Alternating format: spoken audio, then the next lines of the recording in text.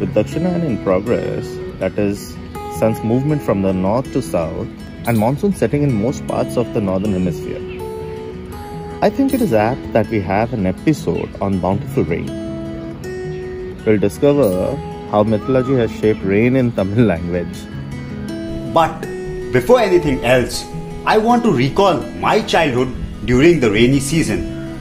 Just when the rain started pouring and no one was looking at me, I used to rush outdoor, get wet, jump in the puddle of water and splash water here and there with my feet. And then someone elderly, usually my mom, would see me doing this, roar at me, pull my ears and drag me back indoors. Those were the time when my world was still simple and innocent. That was my childhood too. As I grew up, the rain started to evolve for me.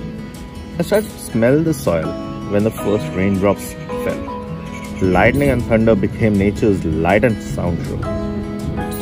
I also noticed the eruption of life forms on the parched soil and felt the cool drops soothing the body. It started to make sense why rain has been the centerpiece for so many poems and classics. Rain had become an emotion in my life. I am certain that rain has had a significant stop in each one's memory lane. We would love to hear your stories. Please share with us the comments section below. But for now, let's return to the episode's theme, mythology shaping rain in the Tamil language.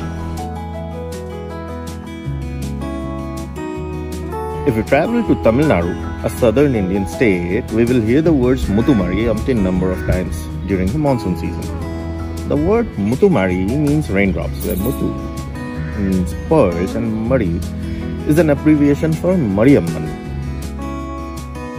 But what is Mariamman? Rather, who is Mariamman? In the Dravidian culture, Mariamman is the mother goddess supreme, the curer and protector of people from diseases. She is considered to be the one who keeps ailments and pestilence at bay.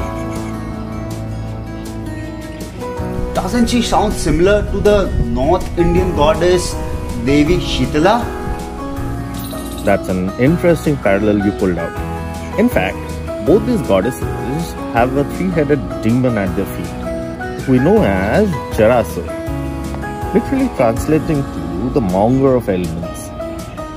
Legend has it that this fever demon was born out of Shiva's sweat and is responsible for causing fevers. Mischievous as he may be, he was vanquished by the goddess and the people were rid of their suffering. A riveting anecdote also prevails in the Hindi language. In Hindi, Jwar means fever, while Shitala translates to soothing or cooling. So, it kind of makes sense that the goddess who vanquished fever or Jwar is named Shitala. It is absolutely mind-boggling to realize that a few simple words like Muthumari and Jar have such deep-rooted mythologies associated with it, is it not? Such interesting stories further make me believe that the influence of mythology just does not transcend physical boundaries but also transcend time. These mythologies have influenced our lives, is influencing our lives and will continue to influence our lives, albeit in different ways. Namodayam Eva Satyam.